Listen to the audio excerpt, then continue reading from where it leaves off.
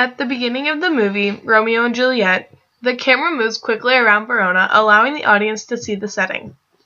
The camera stays on more significant landmarks a little bit longer, like the large Jesus statue and the two family towers. It also shows past events that have happened in Verona to give the audience a little bit of background.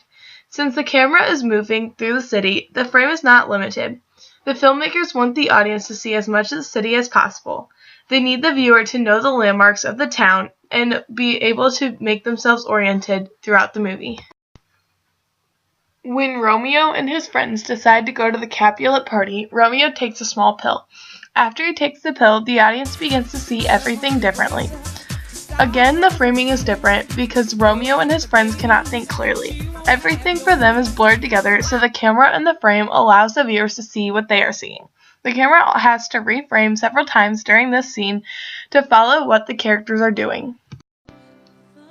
Still at the party, Romeo is looking at a fish tank. As he walks forward, the framing moves. It shifts to show Romeo from a side view. This moving frame allows the audience to see more of the setting, as well as show Romeo's face. As Juliet walks down the aisle, the frame moves. It looks like the camera is moving backward because Juliet is moving forward. The moving frame allows the viewer to focus on Juliet, but also see new things appear in the background. The frame then flips to Romeo. It shows him smiling at her, but more importantly, it lets the audience know exactly what is going on. As the two exchange rings, the frame moves again to focus on just their hands and the rings. The filmmaker wants the audience to mainly see how important this is to them.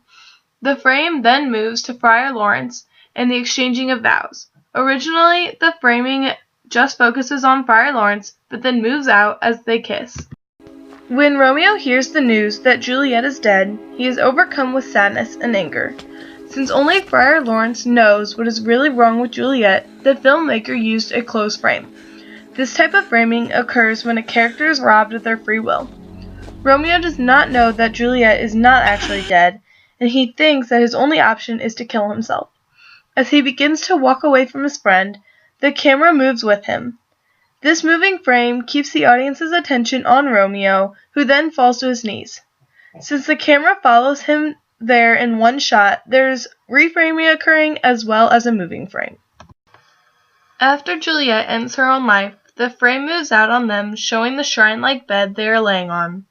The frame continues to move outward to show more and more of the scene and the surroundings.